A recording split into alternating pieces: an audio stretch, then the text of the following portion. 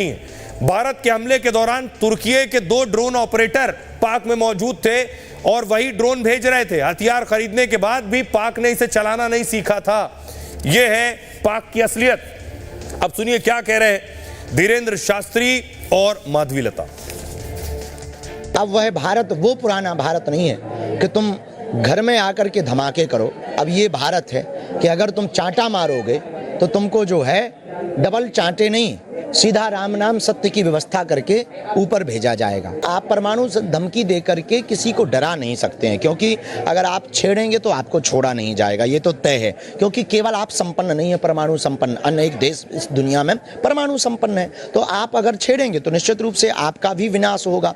अगर आप धमकियां देंगे तो धमकियां, ये देखो खिसियानी बिल्ली खंबा नोचे जैसा हाल है। पाकिस्तान एक बिगड़ेल औलाद है, इसका हो चुका है दिमाग खराब।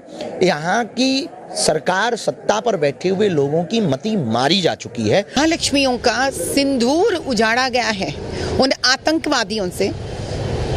प्रधानमंत्री मोदी जी के नेतृत्व में उसी सिंदूर का कसम खाकर हमारी सेना, भारत की सेना ने उनको मुंह तोड़ जवाब दिया। 9 ऐसे जगहों पर हमला किया है भारत ने, जहां उसके बाद आतंकवादों के नस नस में कांप आना चाहिए। तो पाक के एक दोस्त को तो देख लिया आपने कैसे उसे दगा दिया, और दूसरा दोस्त अब भारत में मुश्किल में। एर्दोगन और तुर्की को लेकर भारत में विरोध बढ़ रहा है। तस्वीर अगली मैं आपको दिखाऊं कि भारत में आज तुर्की के बहिष्कार पर बड़ा प्रोटेस्ट हुआ है, बड़ा प्रदर्शन हुआ।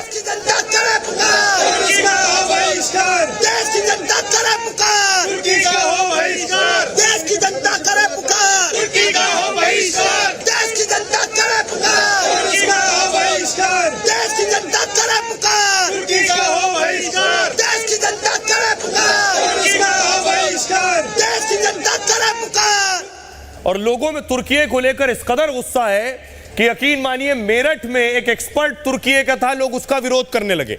ये आप देख रहे हैं, यहां तुर्की के एक्सपर्ट पहुंचे थे, लोग मेरठ में उसके बाहर विरोध करने लगे।